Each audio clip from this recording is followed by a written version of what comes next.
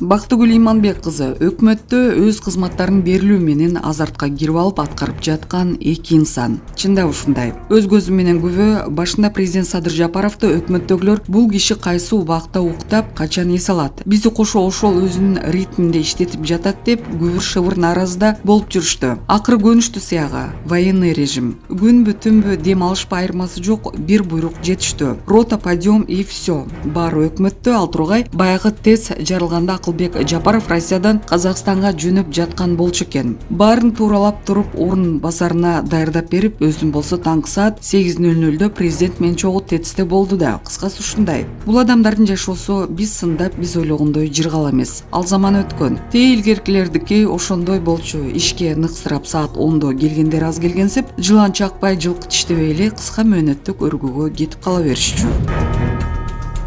Депутат Түмөнбаев экс-президент Сокенин жоопкерчилигин кароону жөн жерден козгогон жок. Парламент трибунасынан депутат Акылбек Түмөнбаев экс-президент Сооронбай Жээнбековду макамынан ажыратуу, жоопкерчиликке тартуу маселесин көтөрдү. Албетте, колдоого ала турган демилге 10 миңдеген адамдардын жүрөгүнө өйгөн көйгөйдү козгоду. Сокен кезинде рейдерлик тартып алуулар, коррупция, саясий куугунтуктар, Кой таш окуясы, Октябрь төңкөрүшүндө жаракат алгандар, Үмүтбектин атылышы, Айтор, Арбын айыптоолор каз катарынан тизилип турат да, туурабы? Негизи Акылбек Түмөнбаев президент Садыр Жапаровдун кудасы эмеспи? Сокен жоопкерчилигин кароону жөн жерден козгобосо керек. Эгерде чындап эле жазалоо процесси башталса, эл астында бийликтин аброю өсөт. Куз турса, андан бетер көркүнө чыгат. Ошондо Акылбек Түмөнбаев сыйга татып, акыйкаттын баштоочусу катары кадыр баркы көтөрүлөрү шексиз. Себеби эртеби кечпей ак менен караны ажыратууга барышыбыз керек да. Маалымат булагы Арбакийжи.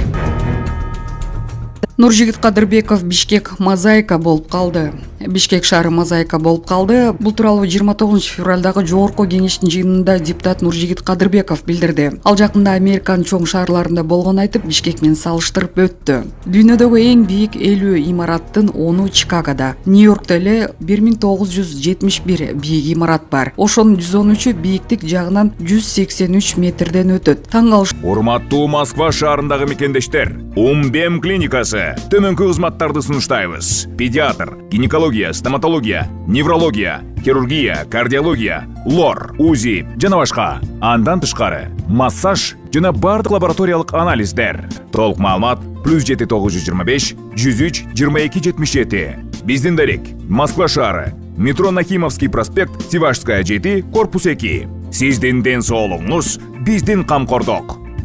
Ошол жерге барсаң, кадимкидей шаардын ичинде шамал аркырап эле жүрүп жатат. Ошончо үйлөр турса дагы шамал токтоп калган эмес. Эмне себептен дегенде пландоо туура болгон. Чындап жолдорду карасаң, берки учунан аркы башы көрүнөт. Бизде Бишкекти карагылачы, мозаика болуп калды. Чоңдугубуз ошол шаарлардын 10-1 дагы эмес, болбосо тоонун жанында турабыз. Шамалдуу өрөөндөбүз. Бирок шамал жүрбөй калды, себеби эмне? Ушу шаар куруу кеңешин дагы бул жакка чакырып сурап коюш керек болуп калды. Жерди кантип берип жатат? Планды кантип түзүп жатат? Мисалы, Мариф мектебине барыңыз, Америка университетине барыңыз, үйлөрдү аралап өтөсүң, балдар өткөнгө аллеялар жок. Ушуну ким берип жатат? Бул жерде бир чоң коррупциянын булагы бар да. Токумда жер болсо эле үй куруп сатып, кайдан көрдүм карешек деп кетип калып жатышат, деди депутат. Ошондой эле Кадырбеков борбордун мурдагы эски бөлүгү туура эмес, пландалып калганын айтып, азыркы жаңы райондордо дагы жолдор тар курулуп жатканын белгиледи. Маалымат булагы Супер Кейжи. Ассаламу алейкум. Дагы бир жолу мен жакында Америка Кошмо Штаттарына барып келдим. Эң чоң шаарлар деген Чикагода да болдум, Нью-Йоркто дагы болдум. Билесиздер, Чикагода дүйнөдөгү эң 50 бийик имараттын 10-у Чикагода. Нью-Йоркто эле 1971 бийик имараттуу үйлөр бар.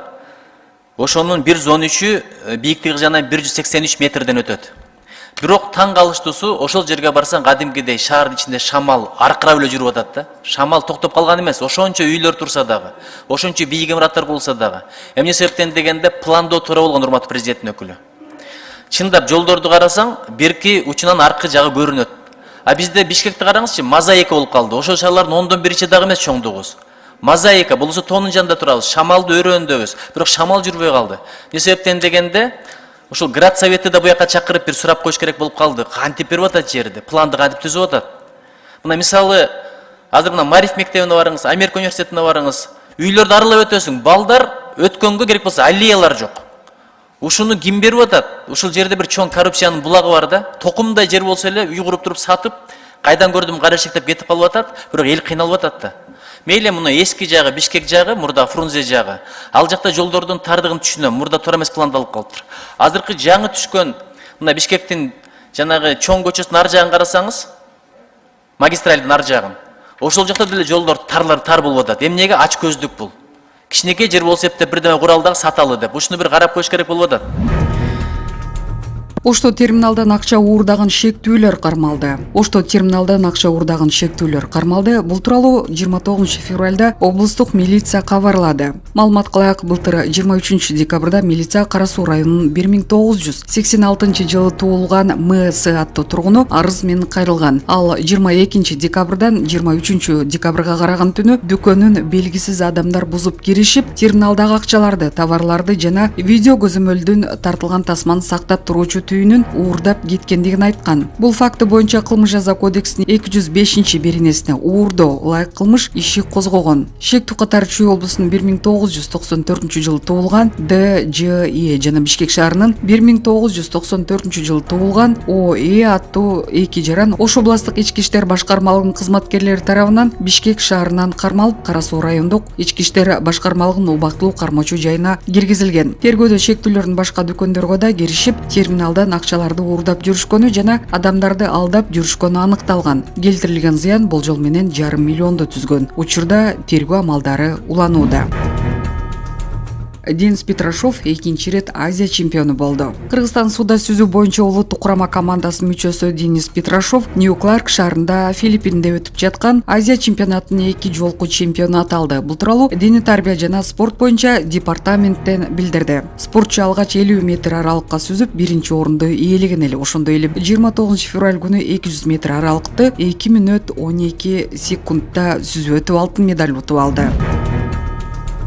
Жүрөк кемтиги менен жабыркаган кыргызстандык 10 балага жыл сайын Кытайда операция жасалат. Кытайдан Хинан провинциясы Кыргызстанга парткомдун катчысынын орун басары Сүнке ооруканасынын вице-президенти Вейсян баштаган 4 дарыгер келди. Алар менен Кыргызстандын биринчи айымы Айгүл Жапарова, Кыргыз Республикасынын саламаттык сактоо министринин орун басары Медербек Исмаилов, жүрөк хирургиясы жана органдарды трансплантациялоо илим изилдөө институтунун директору Самудин Шабралиев жана башкалар жолугушту. Тараптар саламаттык сактоо тармагындагы эки тараптуу кызматташтыктын багыттарын, тактап айтканда эки өлкөнүн адистеринин ортосундагы ар түрдүү профилдеги тажрыйба алмашууну талкуулашты. Бул жолугушуунун алкагында жүрөк хирургиясы жана органдарды трансплантациялоо илим изилдөө институту менен Сүнке ооруканасынын ортосунда жыл сайын жүрөгү катуу жабыркаган кыргызстандык 10 балага операция жасоо жөнүндө меморандум түзүлүп, ошондой эле жыл сайын 5 адамдан турган кыргыз дарыгерлердин бригадасын Кытайга квалификациясын жогорулатуу үчүн окутууга жөнөтүү макулдашылган.